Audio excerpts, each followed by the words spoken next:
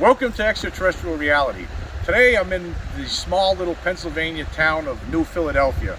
And about 10 years ago or more, there was an incident that happened here that's very strange. Somebody who's a person I would call a big-time skeptic of the entire UFO phenomenon and alien, the possibility that there's extraterrestrials already here, actually experienced something that to this day he has no explanation. Now, for this person, we're going to use a pseudonym for this person. We're going to call this person Stanley. And it was about 10 years ago where Stanley had an encounter with what could have been a chameleon or a shape-shifting type alien. And it caught him completely off guard, and he had no way, he couldn't believe it after it happened, and he still to this day still doesn't understand what happened. He still tries to run it through his mind, and he still has no answers. And we're going to talk about that story today. We're going to go to the actual spot where it happened. Right now, I'm actually in the park in New Philadelphia, and it's a very nice park. As you can see, it's a beautiful little spot. There's nobody here this morning. It was a cold night last night, and it's a beautiful little place. Ballpark is over there, and we're going to talk about this crazy story that could happen in any small town America place. And so why don't we start? Okay, we're driving through the streets here in New Philadelphia, and this is where this strange incident happened. It was at least 10 years ago. This goes to show you that there could be aliens living among us in any small town America. And in this little town of New Philadelphia, what happened was this. I'm going to use pseudonyms for the people that were involved. There was the person who was the witness to this, the main witness that we're going to talk about. We're going to say that his name is Stanley, and the other person involved is someone called Charles. Well, Charles needed a ride somewhere, and this was about 10 years ago. He needed a ride because his vehicle was broke down. So he called Stanley up, and Stanley came to give him a ride. And right when Charles got into Stanley's vehicle, Stanley asked Charles, "Well, hey, what's going on?" And he goes, "Well," Charles responded by saying, "Well, there's a chameleon living in the neighborhood." Well, this sounded really strange, but yet at the time, Stanley didn't think much of it because he always knew that Charles had an overactive imagination. So anyway, they went around shopping for about 2 or 3 hours, and then they came back. And when they were dropping, Stanley was dropping off Charles on one of these streets in this town that we're driving through right now. He was about to get out of the vehicle, and he noticed there was a pickup truck coming in the other direction along the street toward him, and there was nobody else in the area at the time. Nobody else was on the street, and Stanley got a good look at this person who was driving the pickup truck, and the pickup truck parked a little bit past his car. He drove past Stanley's vehicle and then parked. Well, anyway, Stanley then noticed that the guy got out of the pickup truck, and he already had a good look at his face. He saw him through the windshield as he drove by, but then when the guy got out of the pickup truck and walked in front of Stanley's car, he noticed that the person was completely different looking than what he just saw. And right when that guy was walking in front of Stanley's parked car, Charles pointed at the guy and says, "There is the chameleon." And Stanley actually got out of the car, looked around, was trying to figure out what just happened. He just couldn't believe it. He couldn't believe that what just happened. He said there was nobody else around. There was nobody no longer in the pickup truck anymore.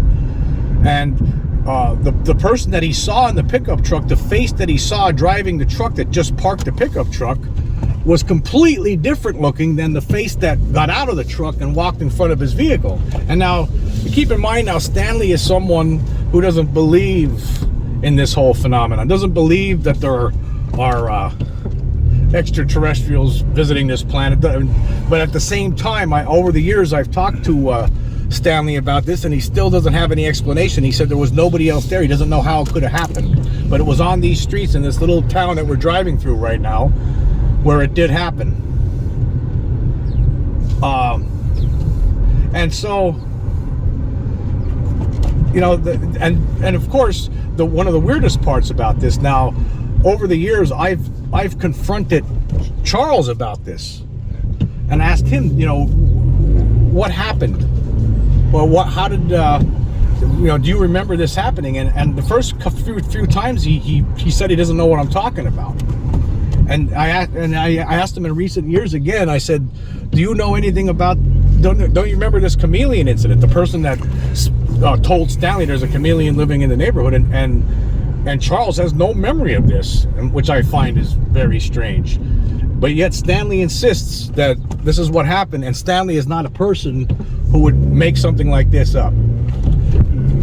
So this story, I've known about it for a long time now, and there's still no explanation to it, but it makes you wonder, well, you know, are there things living among us, people that we think are people, but or have the ability to change the way they look?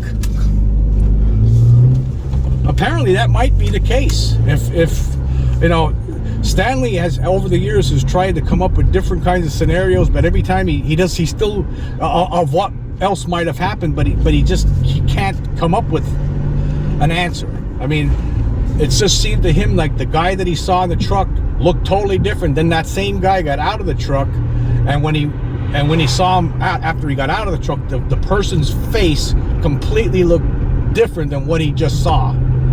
And then the fact that Charles was telling him right when he picked him up, there's a chameleon living in the neighborhood. I don't know. I mean, what do you make of this? I mean, what's going on this planet? There are things going on this planet we just don't have any answers to, and this is one of them. I mean, it's one thing we talk about the possibility that there's this alien abduction program is leading to some sort of a hybridization program, and there are beings among us who are that look human but are actually more extraterrestrial in nature and have the same sort of abilities as extraterrestrials. And then you have stories like this where there are actually people or whatever living among us that are able to change the way they look. And this is something that it's not just this is one of many cases like this. This is the only case that I was ever talk to somebody firsthand about this. And so it's very interesting, and there's no explanation for it, and it's one of the most strangest, it's probably one of the strangest stories I ever heard, especially because of considering the source. I mean, this person, Stanley, again, is a big-time skeptic, doesn't believe in the extraterrestrial presence, but yet insists that this is what happened, that somebody, you know, he picked up this person, Charles, who was known to have this imagination, overactive imagination. And so when Charles gets in the car and states to Stanley, hey, there's a chameleon living in the neighborhood, well, at first Stanley didn't think anything of it, but then a few hours later he sees it with his own eyes. And it also makes you wonder, like, what happened with Charles? Like, what did he see that did he see this change himself happen? And how did he end up forgetting about it over the years? Like, well, how could anybody forget something like that if that happened? If you saw somebody, there was somebody living in your neighborhood that was able to change the way they look, I don't think that would be forefront in my mind probably for the rest of my life. But yet somehow Charles forgot all about this, and the only person that could attest to it is Stanley. So that's that story. We're going to take a quick break, and we will be right back. Okay, we are back, and we're talking about this crazy case from about 10 years ago or so. It might have been longer than 10 years when this incident happened with this shapeshifter, or chameleon, as Charles referred to it as. So basically there are things apparently among us that could change the way they look. And actually, I've heard different kind of alien abduction stories where people, it seems like sometimes extraterrestrials are what they really look like are reptilian type beings, or reptilians, as David Jacobs refers to them. And sometimes I heard a couple of different cases where some abductees say that if they look at them from the side, these beings that look like humans, it looks like they're really ugly, like reptiles. From a side view, it's almost as though they might be projecting some sort of a holographic mask to make them look less scary to people that get abducted. So that's something to think about. So we just don't have a lot of information on it. There's all kinds of crazy conspiracy theories out there. There was a guy named David Icke who just put forward all kinds of racist, bigoted, anti-Semitic theories with regard to reptilians among us, and I don't subscribe to that at all. I despise that kind of stuff. So I don't listen to. I don't believe anything that guy says. But apparently there are things among us that are like this, and what they're up to and what they're doing, we just don't know.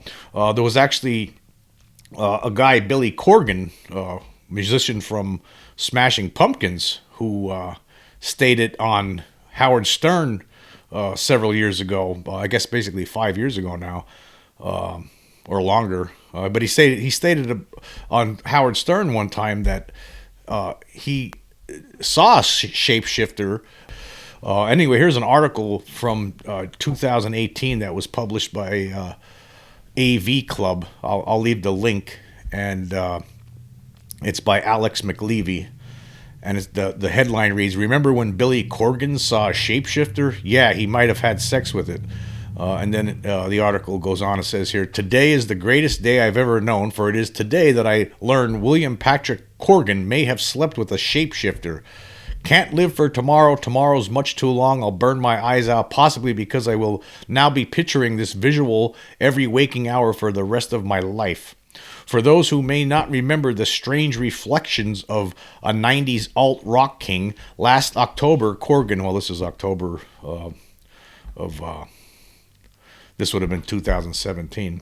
It says, "For those who may not remember the strange reflections of a 90s alt-rock king, last October, Corgan stopped by the Howard Stern show, and during the ensuing interview, announced he had once seen a shapeshifter. He was awfully cagey on details at the time, simply saying he was with someone at one point, and then suddenly you turn around and there's somebody else standing there, leaving us to wonder about the circumstances of such a supernatural encounter, our curious minds unfulfilled." And then there's a quote here, "I want it more than life. I want it more than life would ever grant me." You probably said that at the moment. Well, this week, Corgan returned to Stern's show with the rest of Smashing Pumpkins in tow, and he offered up another tidbit of this 100% real experience.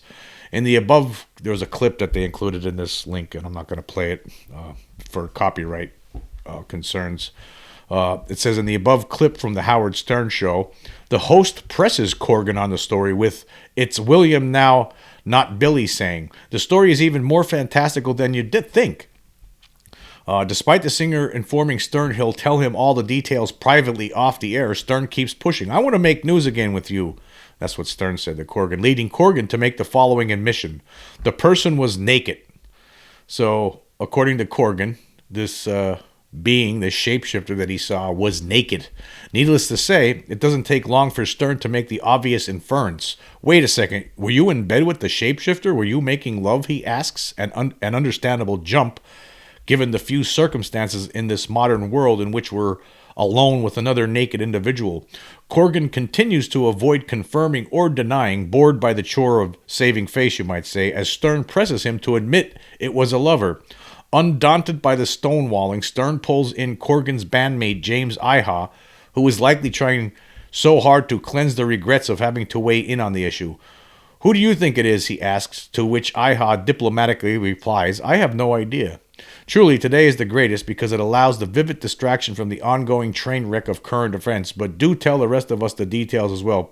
Please, you can't wait till tomorrow. You might not have that long. So basically, this person wrote this article as basically tongue-in-cheek style. But again, the fact of the matter is that Corgan did make these statements that, now he didn't say whether or not he did sleep with this shapeshifter, but He might have. He said he saw it naked. 1 second it looked like one thing, and then the next second it looked like something else, somebody else. So it's not outside the realm of possibilities, I guess, this kind of phenomenon. Again, what I was talking about earlier is, these. I mean, and I guess here's the thing: are these beings, if there are among us, I guess there's a lot of questions. I mean, are they able to actually physically change the way they look, or is it some sort of or is there some sort of technology at play here? Are they able to do this kind of thing with creating some sort of a holographic type of mask, and it just makes them look different? And why would they be doing this? I guess that's another question. I mean, again, when you think about the stuff, like if the stuff that David Jacobs talks about when he says that there are he's come to conclusions, and he believes that there are extraterrestrials among us that he refers to as hybrids, which is the end result of this alien hybridization program. It's the ultimate thing that they accomplished.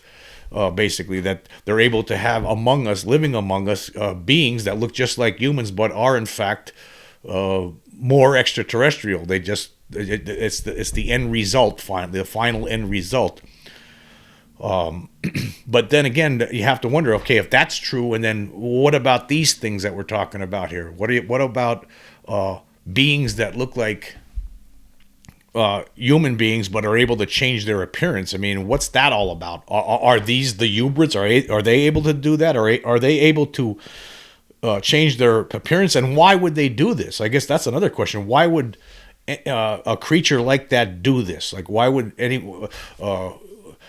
would something want to shapeshift? And if that event that I'm talking about here today, the event that happened over 10 years ago, is true, well, what was the purpose behind all that? Why? Why? Okay, basically, again, a pickup truck is parking, and a person driving just past the pickup truck also parks on the other side of the road, but sees the person driving the pickup truck, and he sees a specific kind of face.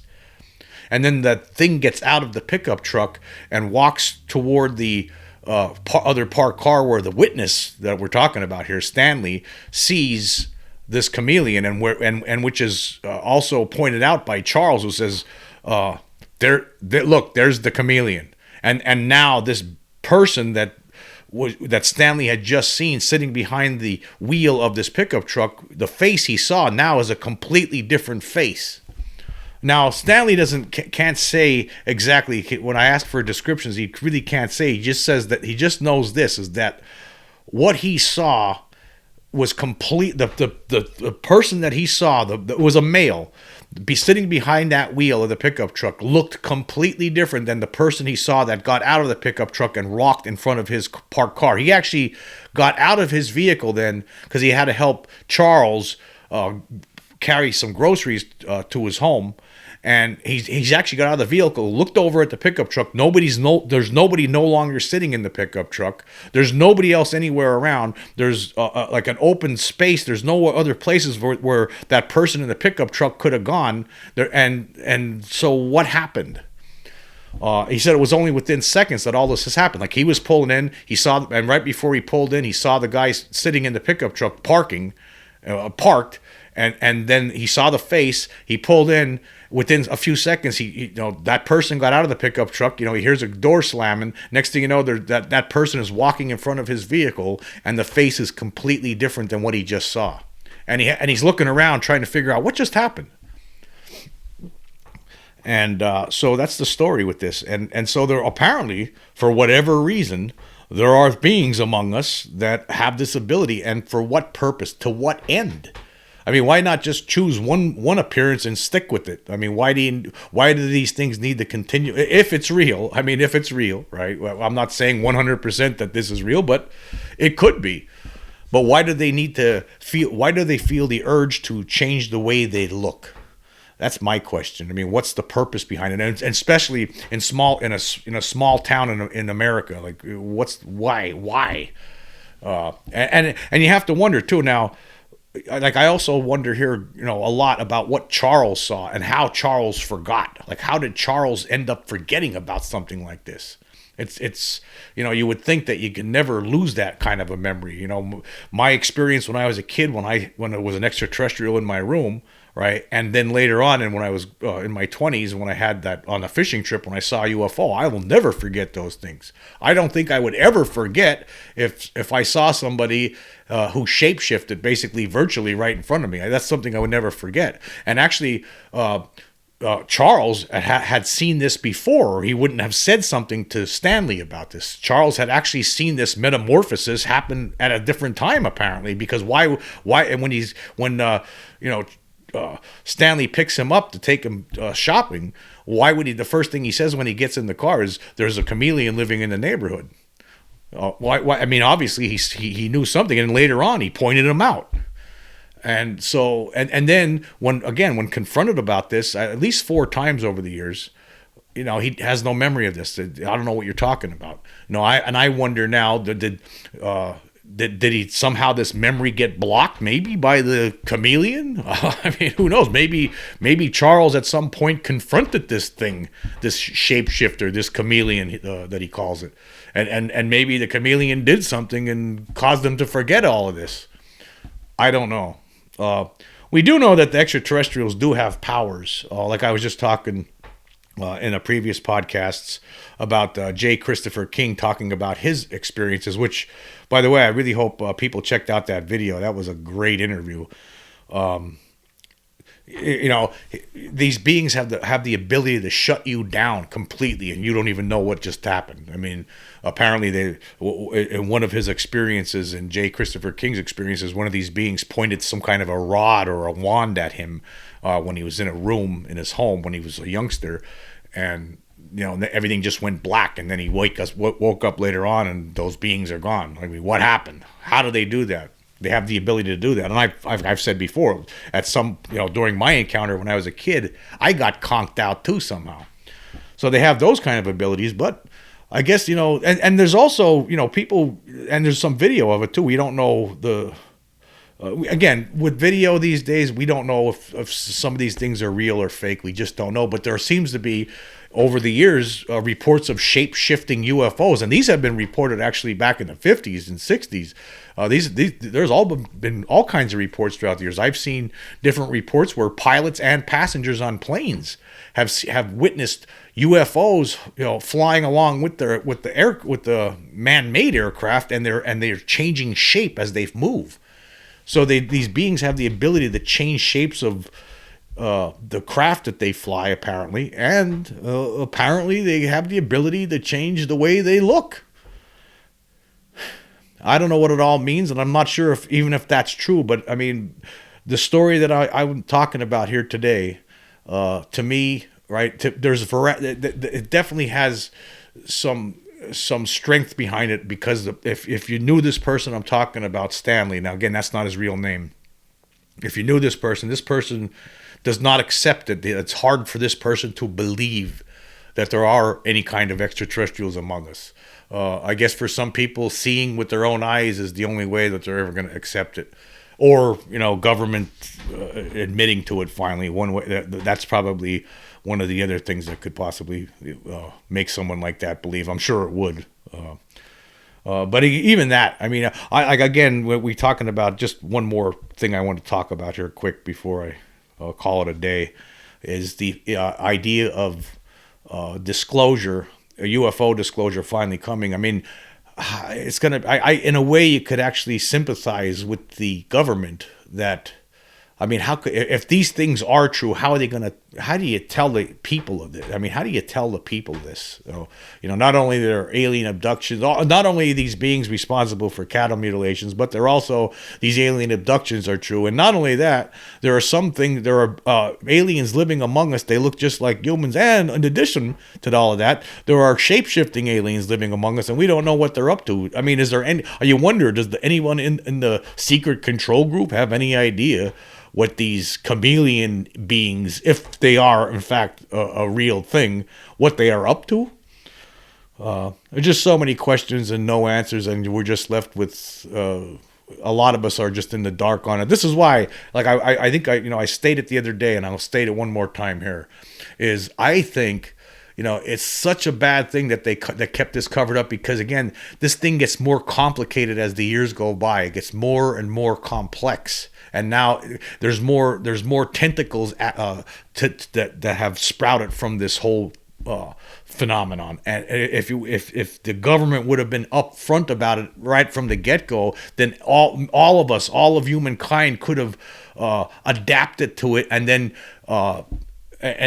as the new tentacles sprouted up, then we could all try to wrap our minds around it one thing at a time. But now it's so complicated, and it would be hard, it would be difficult to tell the whole truth, nothing but the truth, so help them God, all at the same time. You can, in a way, you can understand that. I still think they need to do that, because I think this thing is going to continue to be be complicated as time goes on. It's going to get more complicated, more and more complicated than it already is. So it's better just to get it out of the way, the whole thing, and then we could just all move on from there. Particularly the scientific community needs to be brought in on this. The fact, it's such a crime that the entire scientific community of this planet has been left out of this whole equation since the beginning. It's just that's a crime to me. They should have been brought in right off the get-go. All of us should have been. Anyway, thank you for joining me today. I really appreciate all the people that are following me and that like my show and let me know and comment on it. I do appreciate it. So until next time.